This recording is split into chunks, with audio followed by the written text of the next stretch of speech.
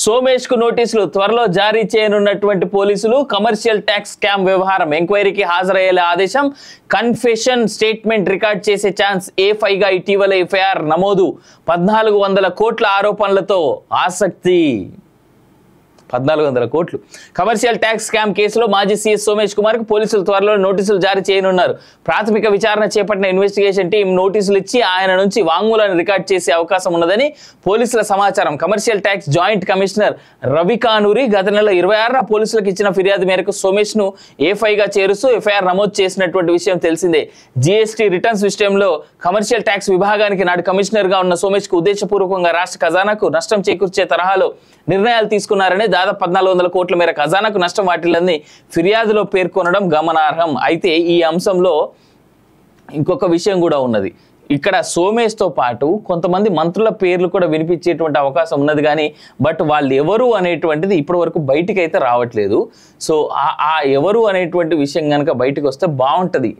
So మాజీ chief secretary త్వరలో police నోటీసుగా 26న పోలీసులకు ఇచ్చిన ఫిర్యాదు మేరకు ఆయనను A5గా చేరుస్తూ ఎఫ్ఐఆర్ నమోదైంది. ఐపీసీలో 406, 409, 120B సెక్షన్స్తో పాటు ఐటీ యాక్ట్లోని సెక్షన్ 65 కింద ఆయన మీద అభియోగాలు నమోదు చేశారు. ప్రాథమిక విచారణ చేపట్టిన ఇన్వెస్టిగేషన్ టీం నోటీసులు ఇచ్చి ఆయన నుంచి వాంగ్మూలాన్ని రికార్డ్ చేసే అవకాశాలు కనిపిస్తా ఉన్నాయి. ఇక ఖజానాకు నష్టం వాటిల్లేలాగా 1400 కోట్ల మేర ఇది అంటున్నారు. అయితే సాఫ్ట్వేర్ను మెయింటెనెన్స్ చేసే ప్లియాంటో టెక్నాలజీస్ ప్రతినిధులను A1గా నుంచి A4గా పోలీసులు ఆ ఎఫ్ఐఆర్లో పేర్కొన్నారు. సోమేష్తో పాటు వీరందరికీ పోలీసులు నోటీసులు జారీ చేసి వివరణ తీసుకునేటువంటి అవకాశం ఉంది. ఇక దాదాపు 75 కంపెనీలను సాఫ్ట్వేర్ ద్వారా హిడెన్ లిస్ట్లో పెట్టి అవి సమర్పించాల్సిన జీఎస్టీ రిటర్న్స్ వివరాలు అధికారులు అందుబాటులో లేకుండా చేసే పథకంలో సోమేష్ కుమార్ ప్రమేయం ఉన్నదని, ఆయన ఆదేశాల మేరకే ఈ మార్పులు చేసినట్టు శోభన్ బాబుతో సహా కమర్షియల్ ట్యాక్స్ ఆఫీసర్లు పేర్కొన్నట్టు ఎఫ్ఐఆర్లో పోలీసులు ఉదాహరించారు.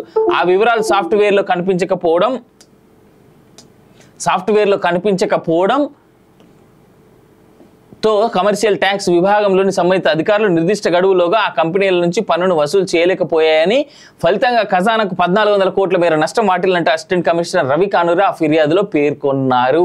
సరే, ఇక ఏదేమున్నా కానీ సోమేష్ని పిలిచి ఇమీడియట్గా ఆయన వాంగ్మూలం ఒకటే తీసుకునేటువంటి అవకాశం అయితే ఉన్నది. కానీ అరెస్ట్ల వరకు పోతుందా అనేటువంటిది చూడాలి.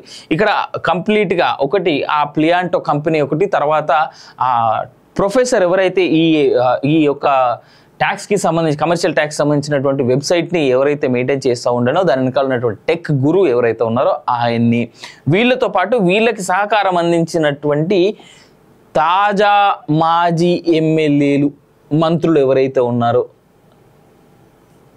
పాత బీఆర్ఎస్ పార్టీలో ఉన్నటువంటి కొంతమంది మంత్రులు, తర్వాత ఈయన సిఎస్గా ఉండే కాబట్టి సీఎం దృష్టిలో లేకుండా 1400 కోట్ల స్కామ్ జరిగిందా అనేటువంటిది నాకున్నటువంటి ప్రశ్న. సీఎం దృష్టిలో లేకుండా, ఎందుకంటే కేసీఆర్కి అత్యంత సన్నిహితుడు ఈయన.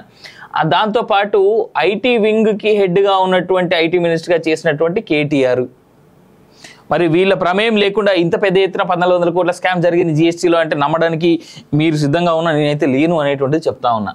అయితే అదే విధంగా క్రియేట్ చేస్తారు చూడు రానున్నటువంటి రోజుల్లో.